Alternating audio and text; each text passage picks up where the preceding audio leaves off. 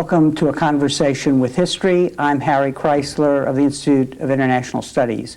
Our guest is Mark Danner, staff writer for The New Yorker, a regular contributor to the New York Review of Books, and a visiting fellow at the Human Rights Center on the campus, and also the School of Journalism. Mark, welcome back. Thank you very much, Harry. In our last interview, we talked about writing about foreign policy and your works on Haiti, a little on your work on Bosnia, which we will talk about more. Let's talk a little about foreign policy, because you have written about NATO and made some telling observations about U.S. foreign policy. Among other things, ideas play a role in the making of foreign policy. In our history, what ideas have mattered, do you think?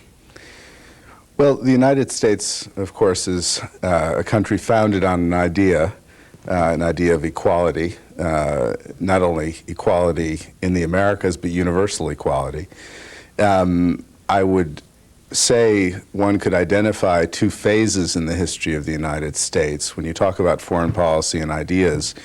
The first is the notion of the United States as an example for the world, what Daniel Webster called the shining example for the world to view. I would call that a period of self-sufficiency. The United States, many of its leaders in any event, thought that the United States should not go off and seek out monsters to destroy, as John Quincy Adams wrote most famously, but should, by its own system, by its own behavior, by the perfection of the government that it had created, would serve as an example to other nations and also affect their own development. This lasted, I'd say, roughly until this century, until what's known as the Spanish-American War. Then you begin to have what is the period of the United States as a world power, of the U.S. actually taking its role in the world and having a material effect on other countries. You have Theodore Roosevelt's Great White Fleet and the intervention, as I mentioned, in Spain. World War I, in which the United States obviously was absolutely determinative on the continent and ending the war, but after which the U.S., after an enormous struggle between Wilson and the Senate, withdrew from the continent. And then finally the stage that we remain in now, despite all the discussion about a post-Cold War world, and that is the U.S. as ideological power in the world, as power advancing democracy, power advancing liberty. The implications of those ideas are very real because it seems to me they link into, or they dovetail with, the great problem that's dominated the history of this century, which is how does a democracy behave as a world power? And in this second manifestation, Woodrow Wilson is really an important figure in, some might say, overstating the cause for remaking the world in our image. I think you summarized that perfectly. It's almost as if, when you look at the history of this century, Wilson's project, of course, was a failure. He failed to integrate the United States into the League of Nations, which was the first large multilateral institution. And in so doing, in retrospect, he really made World War II inevitable. He withdrew American power from Europe, and the power vacuum in the East eventually was filled by the Nazis and the Soviets, of course. Now, the men who, they were entirely a group of men who put together the post-war system that in many ways we still live under, or perhaps I could say we see it crumbling now. And I'm talking about Dean Acheson, Harry Truman, of course, obviously the key president of the time, George Marshall. We could name a number of others, George Kennan. All of these men were young men after World War I, and FDR also, Franklin Roosevelt. remembered very well the failure of Wilson and were determined not to repeat it. The question for them came down to, how do we convince the American public? They took it for granted, let me begin by saying, that the United States had a worldwide role to play. Not only because the U.S. had reached a point where it was obvious, because of its power and its might, it must take its role on the world stage, but also to ensure the peace, to prevent another war. They took this for granted. The key question for them was, how do we convince the American public? And FDR in particular had great suspicions that the American public was inherently isolationist and feared that the response after the Second World War would be a return to America. And you see this between the years 1945 and 1950, this effort to develop an ideology that would both convince the public and put forward a rationale for U.S. action in the world. In your article on NATO, you focus on this very period and find a historical turning point in Truman's speech to the Congress, in which he asks for aid for Southern Europe, especially Greece. Tell us a little about that and your elucidation of the way he articulated the need for America to respond to these world events. Well, of course, to sketch out the actual situation, which is familiar, there were wars going on, particularly in Greece, a communist insurgency and instability in Turkey. And the British ambassador came to Dean Acheson and said, you know, this has been our sphere of influence. I'm paraphrasing, obviously. This has been our sphere of influence. This has been, you know, we have kept control of these things, but we're paid out. We have no more money. We have no more will. We cannot take responsibility for this. So, and this was during a very, very compressed period at the beginning of '47. I mean, there's very little time.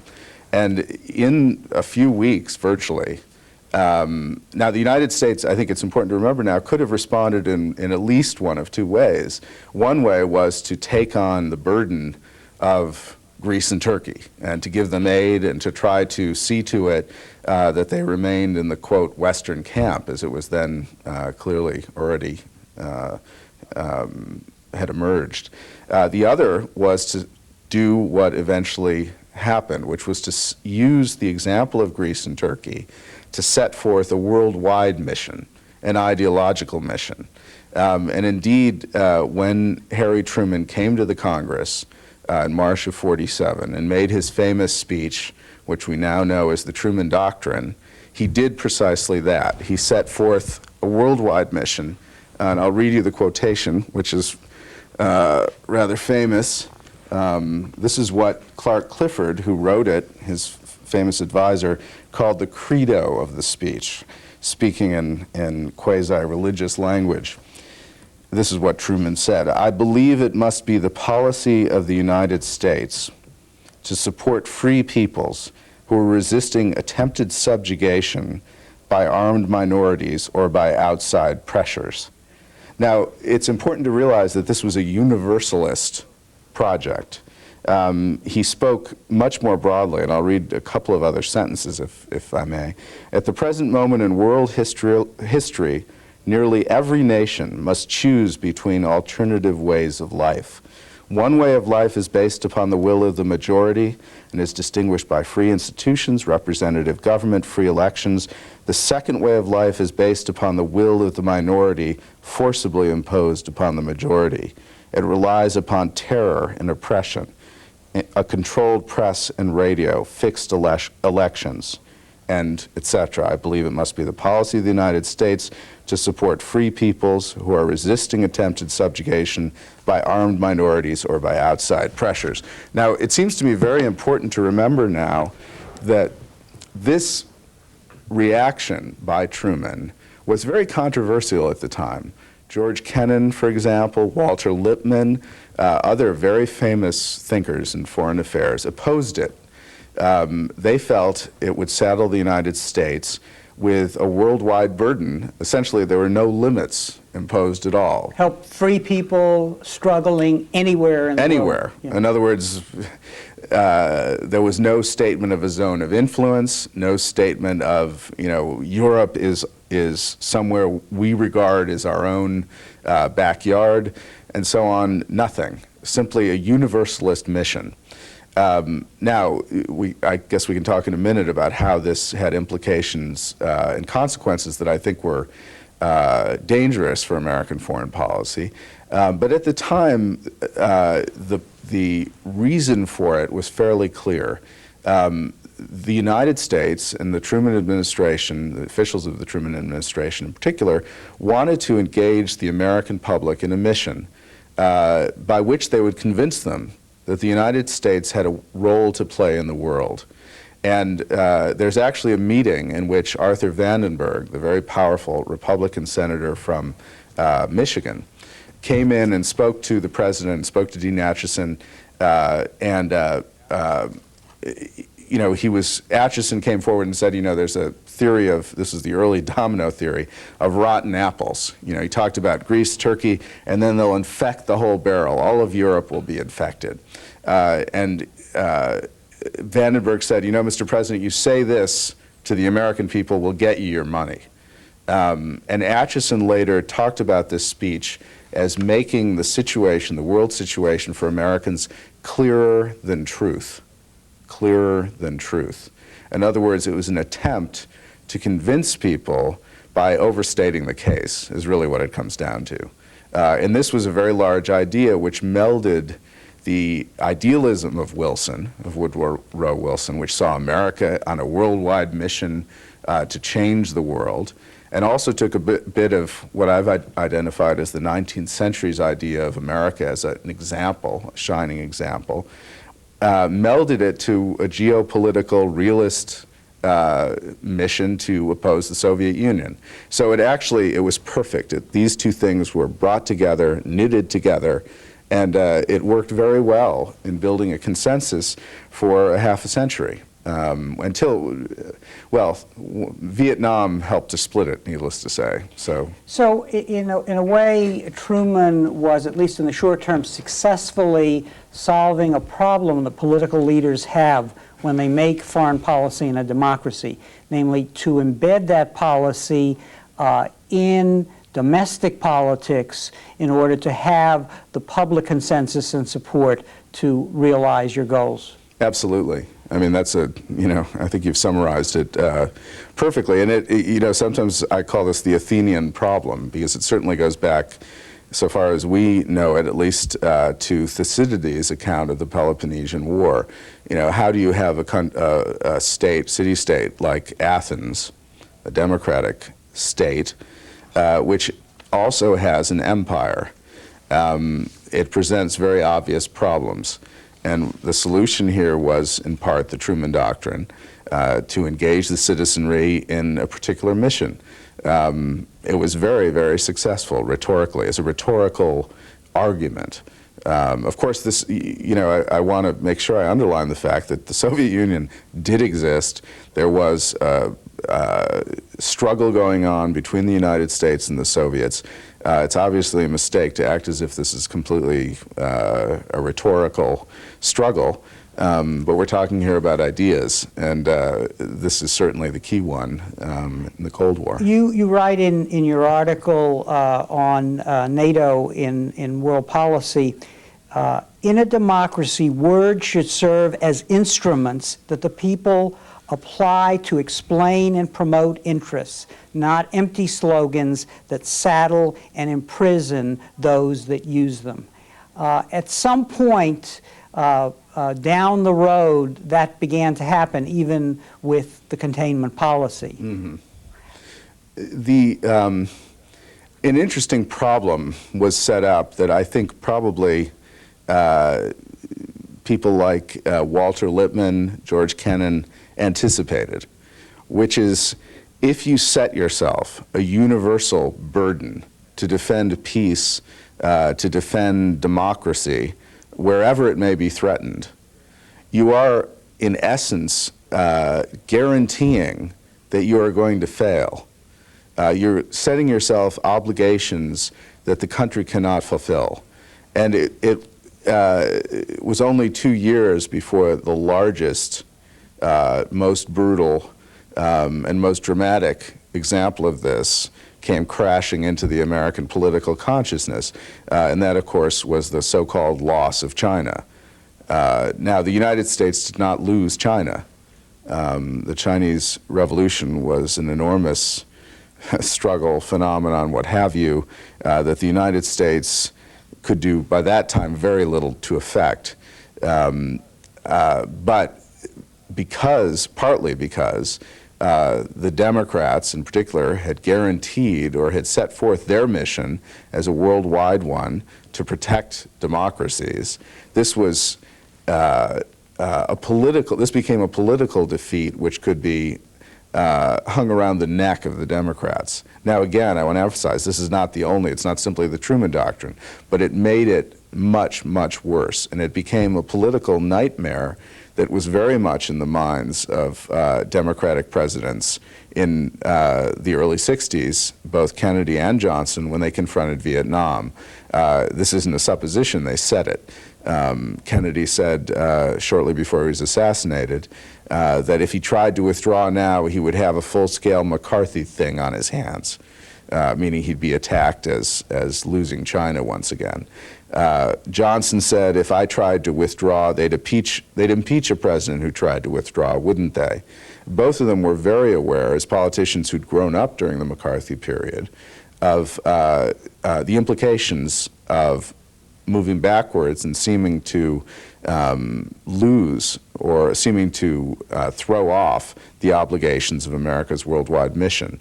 So it's almost as if this obligation that was put forward by Harry Truman so eloquently came back and bit his successors, well, bit them, put it that way.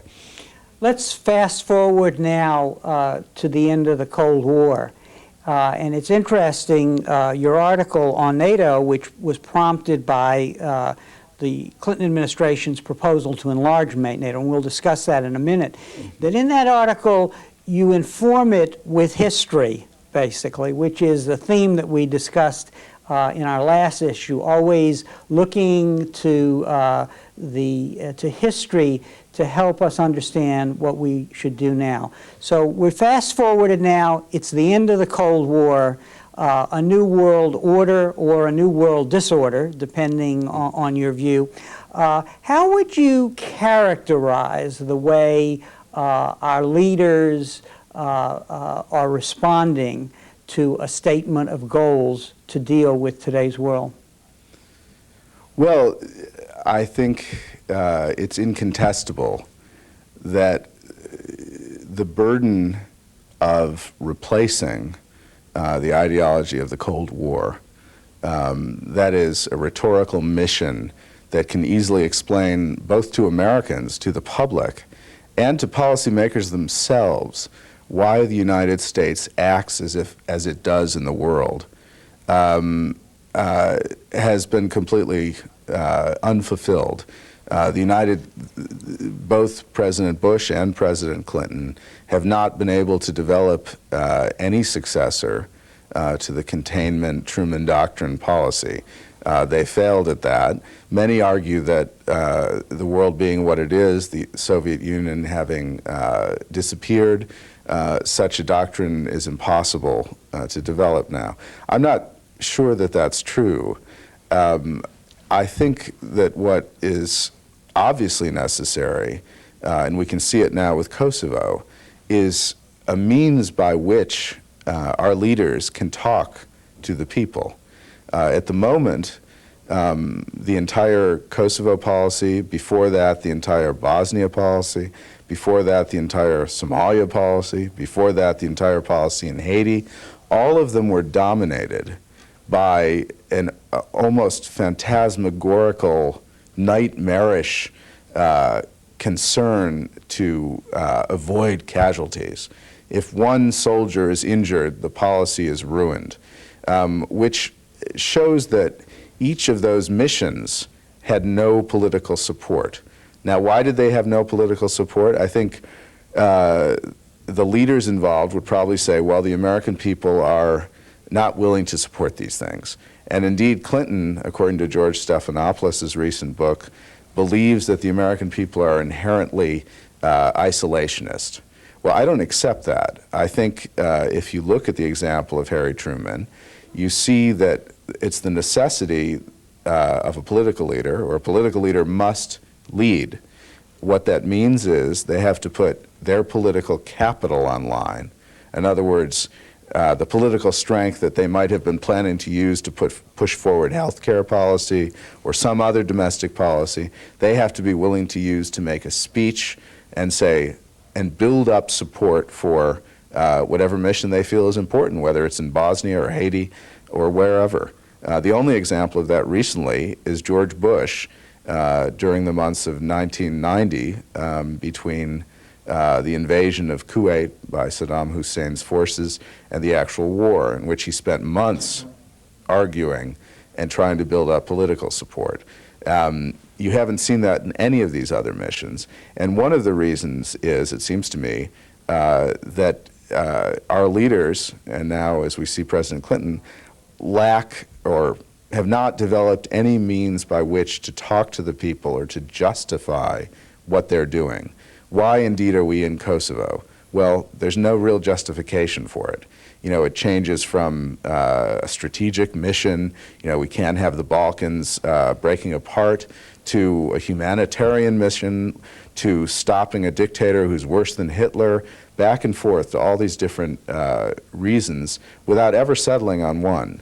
And because he's unable to build any support, the idea of losing a single pilot is absolutely anathema to the administration, which means that it has a direct effect on the policy, because they're so afraid of casualties that they've not been able to protect the people who they're supposedly there to protect. Now, let's help me understand why this is so. In talking about Truman, you mentioned this cohort of people around him who had been informed by the history that had preceded the Second World War, the history of the failure of the League, and which led to the breakdown in Europe and the Second World War. What are our leaders still bearing the burden of the Vietnam syndrome? Are they afraid because they think every situation is another Vietnam? Or are they afraid because they don't know what they want to do in the world, and therefore they have no way to justify it? Well, I think both of that's not an either-or question. I believe that the answer to both points, or both questions, is yes. Just the way the formative experience for Franklin Roosevelt and Harry Truman, for that matter, was World War I. The formative experience for Bill Clinton was the Vietnam War. I mean, he didn't fight in it, but that was the period in which he grew up. The same thing with Colin Powell, who's been a dominant figure in this era. He's no longer in office, but his views about military force have been absolutely dominant. And he developed those views as an officer, major, I think was the highest rank he attained in Vietnam in the Americal Division. The Powell Doctrine, which is sort of a corollary of what was called the Weinberger Doctrine, is simply that you do not intervene militarily unless you have the powerful support of the people, unless you can use overwhelming force, unless you have a clear exit strategy. Now, all that may sound absolutely reasonable, but in fact, for a great power, it's not reasonable. It limits a power to taking very specific actions. You know, Bosnia, such as it was, the way it developed, to state at the beginning, as the Bush administration in effect did, that we can't get involved here because it would take at least 300,000 troops, which is what General Powell constly said. And Secretary Baker said we had no dogs in that fight. That's another point. Yeah. No, very good point as well, which obviously bolsters your second question. Yeah. So let me put them both together. On the one hand, you had Powell saying at least 300,000, 400,000 troops, which in effect was a way to say, we don't want to get involved here. And the reason that judgment was made, or he was making that judgment, he said also, memorably, when I hear the phrase surgical bombing, I head for the bunker. I mean, he was the most politically involved military officer we've had, I can't think since when. It was a way, certainly in that instance, to say we are not getting involved because we do not see the political side protecting us, as they didn't protect us in Vietnam. Now, your point about Baker is absolutely on the mark, it seems to me. The Bush administration made a judgment, why I have no idea, that a war in Yugoslavia had no effect on U.S. interests. I mean, it's fascinating to speculate about why they made that judgment. They had at the top Larry Eagleburger and Brent Scowcroft, the Secretary of State, and the National Security Advisor, two men who had actually served in Yugoslavia and knew it well, which might have meant that they made a lot of mistakes in dealing with it, in that they didn't take current material from the field too seriously. But in any event, they judged that it was not important to U.S. interests. This seems to be, particularly in the present world that we see ourselves, a fantastically mistaken notion. And even now, they're being interviewed in the press every day and on the television. Nobody thinks to, people treat them as disinterested experts. Nobody thinks to say, well, why didn't you do something at a time when steps could have been taken with a minimum or even no bloodshed at all? So that's a very good example of a confusion about U.S. national interests, particularly in an administration, the Bush administration, which in general I think was much more competent than the one we're living under now in foreign policy. And yet they were able to look at Yugoslavia and say, well, this doesn't involve us. I believe, if I had to state my opinion on it, I think that they believed, Mr. Eagleburger and Mr. Scowcroft and others, that the war would burn itself out, quote unquote. A lot of people would die, but it would not spill over the borders. And indeed, they set forth what's known as the Christmas warning, one of the last things they did in office before, when Bush was actually a lame duck, in December 1992, saying if this goes to Kosovo, it is we will oppose it with military force. And this is what we're seeing now, 8 years later, 7 years later. You mentioned that Vandenberg had told Truman and his advisors to scare the people. Yes. It's almost as if now we need somebody to tell the president, don't let the people scare you, basically, because this absolute fear of losing one soldier's life prevents war from being an instrument of foreign policy. Absolutely. Yeah, Vandenberg said, scare the hell out of the American people, Mr. President, and indeed Truman tried to do that. And I think you characterize it perfectly well, that the government, you can feel it now, there's a certain feeling of hysteria in Washington about what's happening and the possibility that they may lose control of it. But, you know, I think, Harry, in the end, there's, I mean, these are matters that are become very complicated, but there's something morally corrupting about what is happening now with our foreign policy. We now are bombing every night as we speak. You know, tonight we'll be bombing once again, killing people in Serbia, destroying water mains and whatever you'd like to talk, you know, ministries and so on. And yet we're doing absolutely nothing to prevent what's going on in Kosovo from happening. That is, now the reason for this is not that we couldn't. We have, you know, a large fleet of A-10, the so-called Warthog planes that fly low and attack armor. We have some helicopters which are now there, and more to come. We have means by which, through air power, we could affect that battle. The United States will not do it because of the danger that a plane will be shot down. And you know, you have to ask yourself how many casualties in Kosovo how many dead Kosovars is worth one dead American. Now, it may well, there's nothing wrong with saying, it seems to me that, I mean, it's just recognizing life, that Americans care more about Americans. That's just a fact, and I don't flee from it. But the point is, when you guarantee people and take steps which involve their lives very seriously, you do incur an obligation to them, it seems to me. Now, our country goes on, nothing's affected here. The reserves are being called up, some of them. But aside from that, nothing is affected here, and yet an intensive bombing campaign's going on, and an entire country has been sent into refugee camps.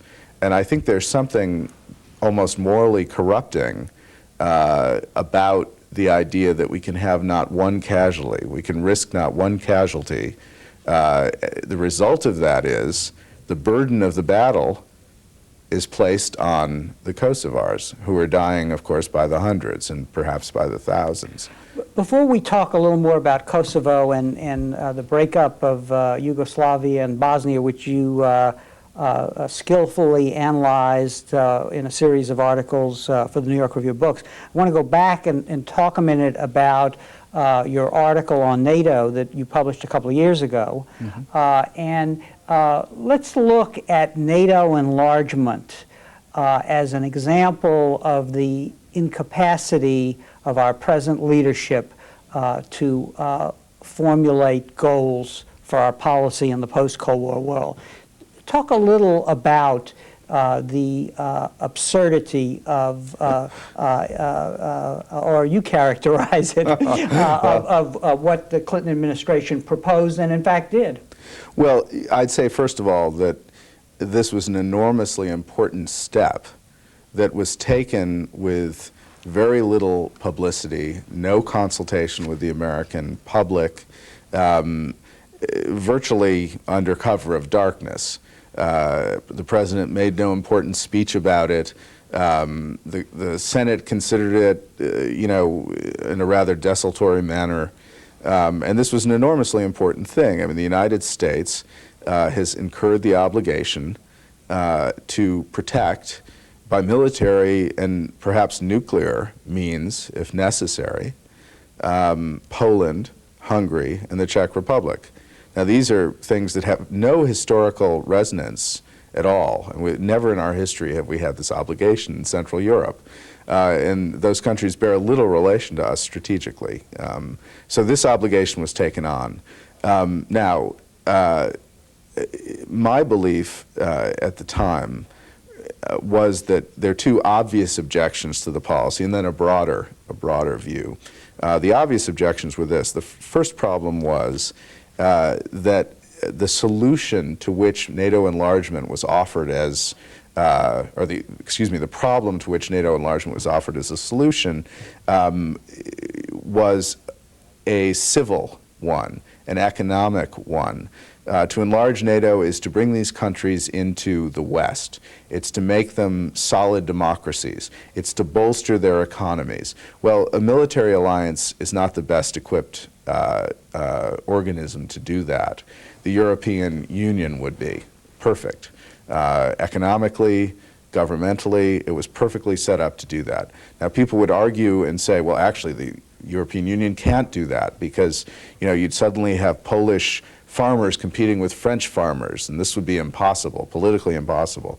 And I would respond, well, that's a problem that has to be dealt with because the European Union itself is a product of the Cold War. I mean, it was set up during a divided Europe, and you have to indeed try to balance out those differences, and that will eventually happen.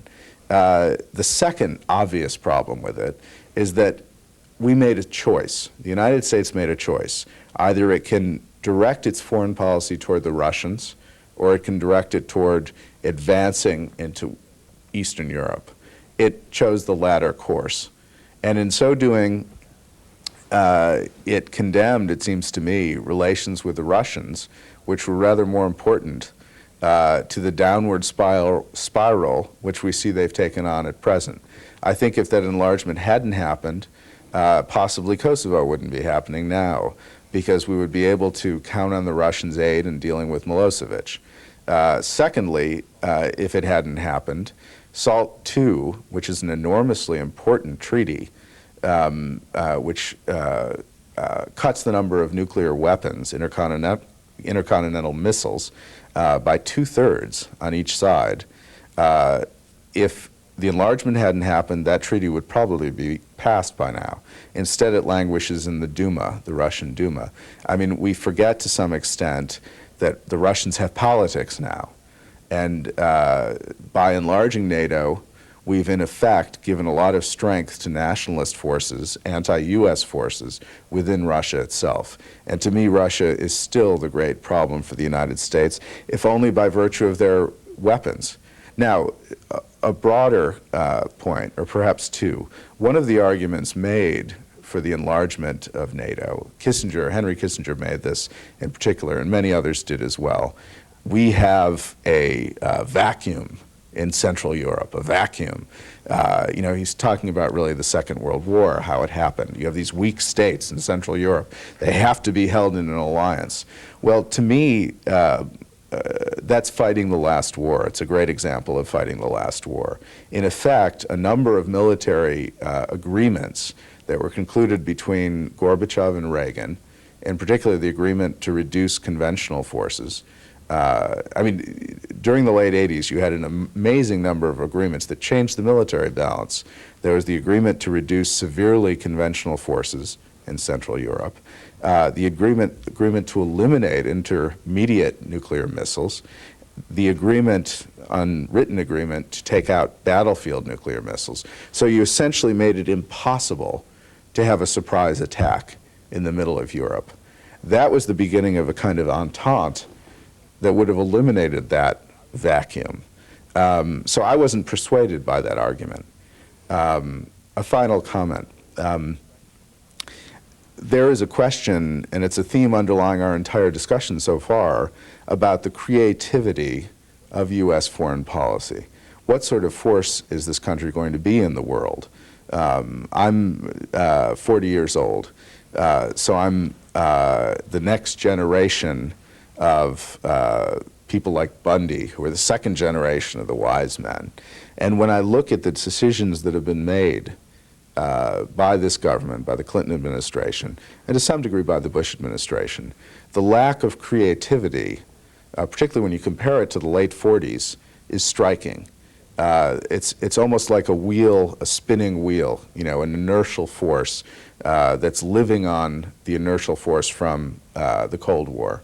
No new thinking, no new planning, and the NATO enlargement was simply, it's one of the reasons that I entitled the article that you've kindly referred to, Marooned in the Cold War. The idea that in the end we're still stuck there. There isn't a new thought about what the U.S. position should be in the world, about, for example, how the Europeans should take on some of the burdens of their defense themselves.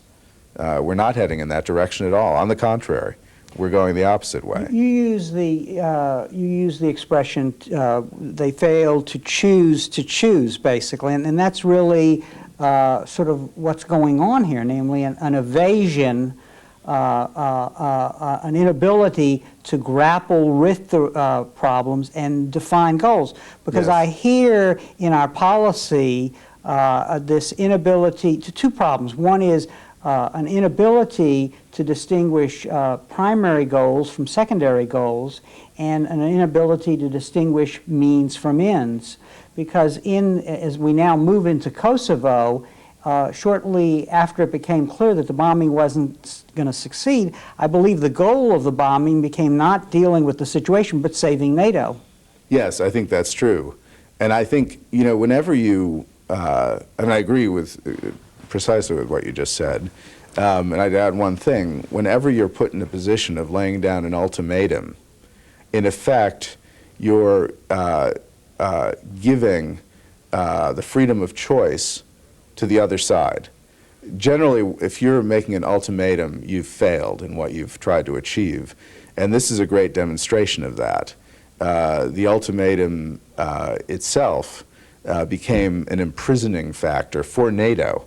In other words, the question of credibility that you've referred to, that word credibility, which everyone remembers from the Vietnam War, and which everyone, frankly, when they hear, should be questioning, already came up when the ultimatum was delivered. And let's remind our audience, the ultimatum was to Milosevic, given by Albright and the Clinton administration. That's right.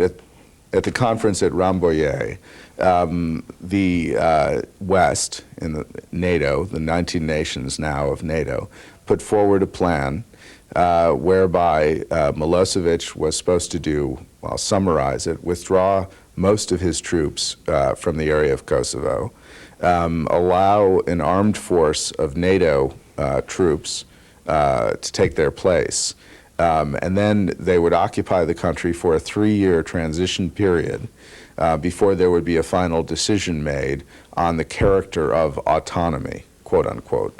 It's clear that Milosevic took this plan to be tending toward independence, some kind of independence. It's clear also that NATO put the plan together in a rather ramshackle fashion because on the one hand they wanted to stop the fighting in Kosovo, on the other hand they did not want an independent Kosovo. And of course one of the other problems with the current policy is, and the current fiasco, if you could call it that, is that it's almost impossible now to conceive of Kosovo in some way still being under Serbian power, which is still the policy of NATO. But after Serbia has ethnically cleansed so much of the province, it's very hard to see how it could remain within Yugoslavia, the Federal Republic. So this is another problem that's created for U.S. foreign policy, and for European foreign policy in particular. The thought of an independent Kosovo was thought to be, before the bombing started, almost as dangerous as the thought of continuing killing in Kosovo. The idea would be if this small province became independent, it would encourage somehow an independent or greater Albania. It would encourage the splitting up of Macedonia, which has a large Albanian population, and in one way or another, the entire Balkan Peninsula would be thrown into instability and conflict.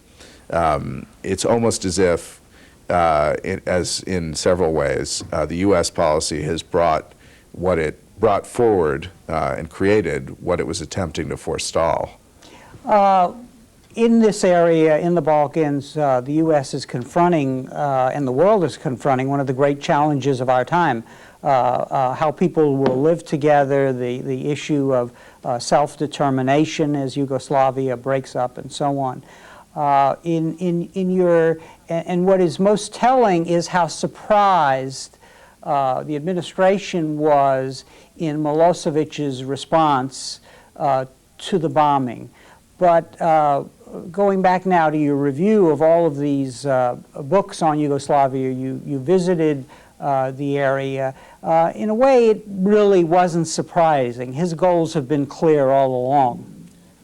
I would say so, although I guess one must be careful not to read back into a long and complicated series of events, knowledge that we maybe didn't have at the time. But I certainly agree with your point that what's happening now cannot be in any way separated from the war that began in 1991. Indeed, one of the problems, I think, with covering this war, and there's been, of course, blanket coverage, and one of the reasons it's so confusing for people is that it is an example of an event in which the present is the past. They are inseparable. We're not talking about history when we talk about since 1991. We're talking about the same story. When we look at the phenomena of ethnic cleansing that's so vividly shown in Kosovo, this happened in 1991-92 in the Krajina part of Croatia, Serb part of Croatia, largely Serb. It happened in Bosnia from 92 to 95. It happened in 95 in the Krajina again when the Croats threw out the Serbs. And certainly when the Serbs did it in these various places, we saw exactly the same phenomena. That is, the Yugoslav army would encircle a town. The security ministry or interior ministry forces would go into the town, kill a lot of people, create another circle around, and finally the paramilitary troops, weren't really troops, paramilitary militias, would go in and create terror. They would kill people, they would rape people, do anything that they could do to encourage a mass exodus. And this has been seen again and again and again.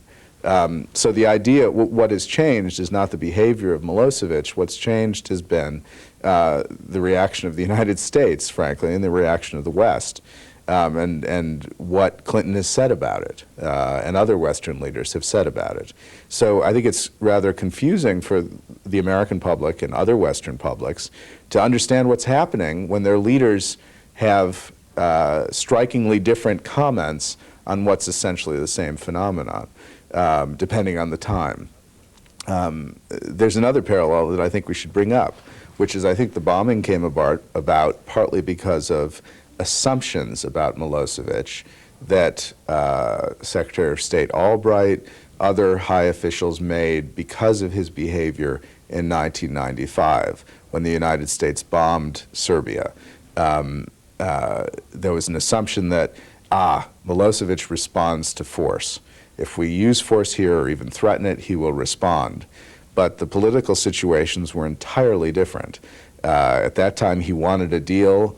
He was starting to lose the war. On the ground. Exactly. Right. And also, he was desperate to get a deal, to get what Dayton was. Secondly, there were, in effect, the U.S. in effect served, or NATO in effect, their warplanes in effect served as the air force of the Croatian armor, the tanks and other armor of the Croat army, and the Bosnian infantry. So it wasn't actually just an air war, it was a complete attack on the ground. And we had supplied arms to exactly. the Croatians. To Croatians, and also in rather roundabout fashion to the Bosnians. So this is utterly different, and Kosovo is a much more difficult matter for him. The idea that he could give it up without fighting for it was absolutely crazy. I mean, he couldn't. It has a political importance for the Serbs, which, we've heard again and again. It goes back 800 years, basically, 700 years. You just said that the Clinton administration mistakenly believed that the two situations were the same. That is, the bombing, if we bombed today, we would get the same result as we got before. Which leads one, in that context and in the context of other things going on, to the conclusion that this administration is not serious about foreign policy, that they lack a professionalism, that it's almost an amateur hour, which is different than saying, as Clinton does, well, the American people are isolationist. It is very different. I don't have a high regard for this administration's foreign policy. First of all, to judge a foreign policy, there's first of all a permanent bureaucracy, and there are people in the U.S. government always who are extremely talented, extremely dedicated. There are then political appointees who, I think in the case of this administration, have been very unimpressive. They've not appointed people with great experience to the key jobs in foreign policy. And I think that's true of the very senior positions, frankly. Finally, though, the president has to be personally involved and has to care about foreign policy. That's just the way the system works.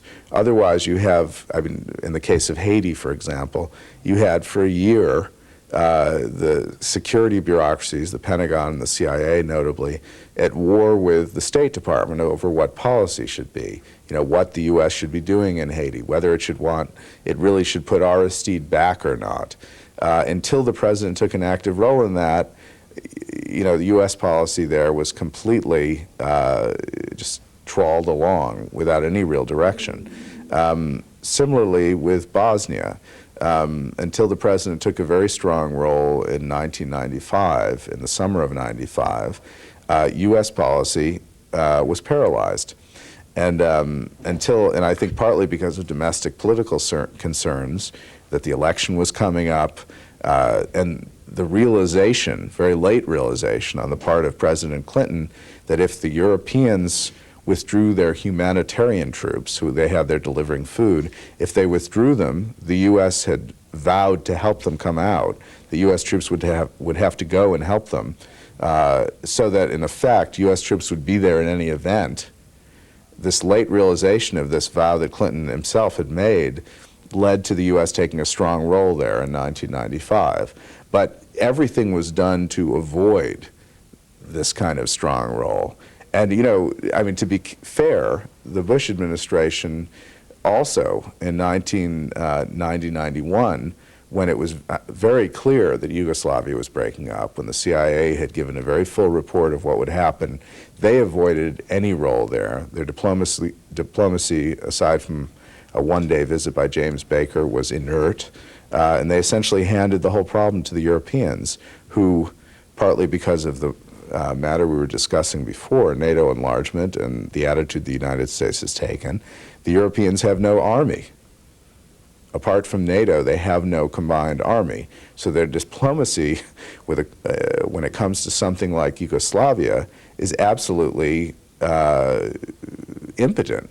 And it was shown very clearly in 1991 that they were not able to prevent this.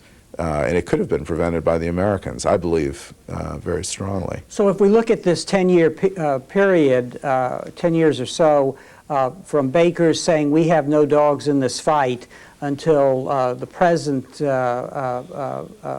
war in Kosovo, what you're really saying is that in deciding in the beginning not to do very little to possibly stop the deterioration there, we wound up doing a lot more and accomplishing much less in terms of whatever goals we should have there.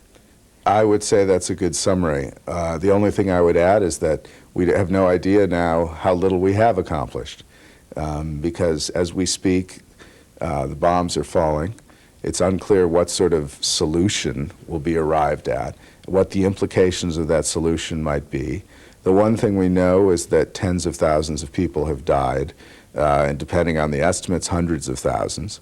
It's very hard to know how many have died, but certainly in Bosnia, up near 100,000 people died.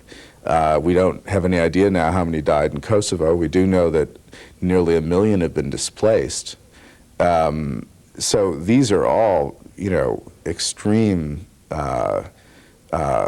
effects of doing nothing.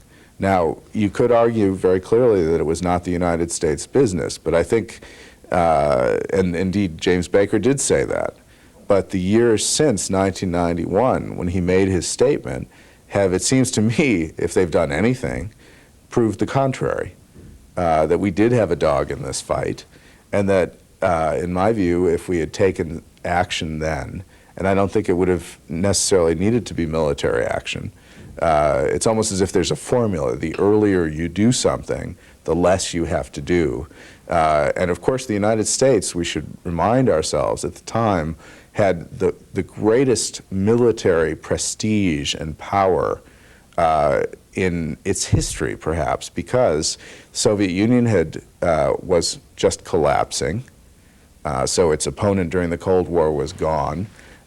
Eastern Europe had thrown off the Soviet yoke. And finally, the United States had just defeated, in this extraordinary, fashion that no one expected, the armies of Saddam Hussein. So in that spring of 1991, it had this enormous military prestige, and therefore, and that is power. You know, that to think of that as something that's not power, and to say, well, we can take no steps unless we're willing to put 300,000 troops in there, and since we're not willing to do that, we can do absolutely nothing, which in effect is what the administration said, was, I think, a profound mistake. And I thought that at the time. I mean, that's not, and so did Richard Holbrooke and various other people. That is not, what do they call it, Monday morning quarterbacking.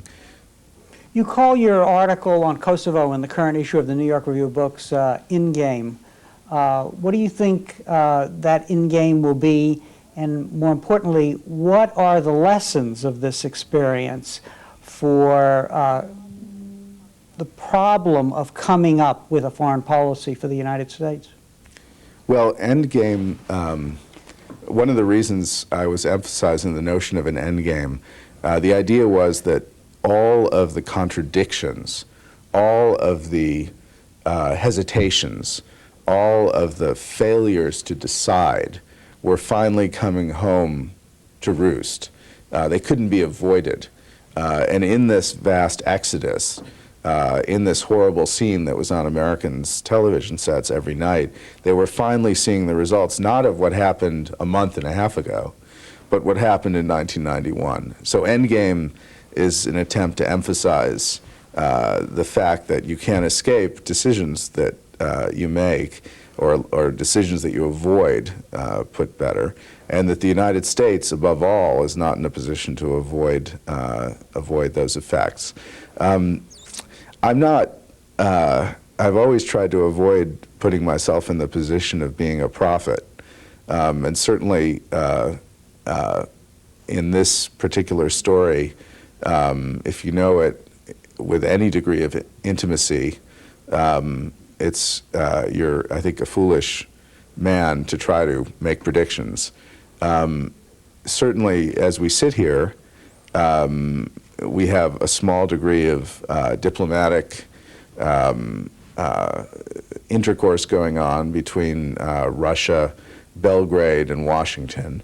It's clear that the United States government has recognized that the Russians are going to be crucial to any sort of solution. It's also clear that the Clinton administration is frightened, insofar as you can talk about a government being frightened. I think it's very clear that they didn't think this would work this way. They thought that either Milosevic would fold, or bombing would go on a couple days and he would fold. No one anticipated it would continue this long, or that he would be so successful in clearing out Kosovo so rapidly. Although, frankly, certainly with the ethnic cleansing, one can point to all sorts of examples, as I said. They've had a lot of practice at it. I think they will try, the United States and NATO will try for a diplomatic solution. They will hope to overthrow him, but it'll be very difficult to do, as it has been. And they will try for some kind of diplomatic solution which will obviate the need to use ground troops. Although I have to say that the debate as it's happening in the United States, which is ground troops or not, is a false debate. The debate should really be about what other means can be used in Kosovo to protect Kosovars. And, it should be about other air power. It should be, there are other things that are not even in the discussion. But I don't want to make a prediction about what exactly will happen there. The one thing I would say is that it seems to me the hope that there might be, the administration might learn lessons from what happened there, I think is rather futile now. I think they're going to try to get out and realize, I think there's a sense in Washington that, oh my gosh, we avoided this horrible impeachment thing for a year only to find ourselves with a real problem. And they're very frightened of it, I think, particularly as the election comes along. The problem is that from the point of view of the American public, a chance for the president to talk to the public, try to explain the obligations that he believes Americans have there, has passed. He won't do that. The more the government emphasizes that if you shoot down one pilot, a mission is over. And, I don't like more than anyone else the idea of an American being shot out of the sky or killed or captured. But the more the government emphasizes that to shoot down one pilot will end a mission, the less position the United States is in to be a real world power. It can be an economic power, but it'll be what President Nixon predicted years ago, after the incursion into Cambodia, a helpless, pitiful, helpless giant. Mark, thank you very much. Our time is up, but thank you for being here to share with us your ideas about foreign policy and the present situation in the Balkans. Thank you very much. My pleasure. And thank you very much for joining us for this conversation with history.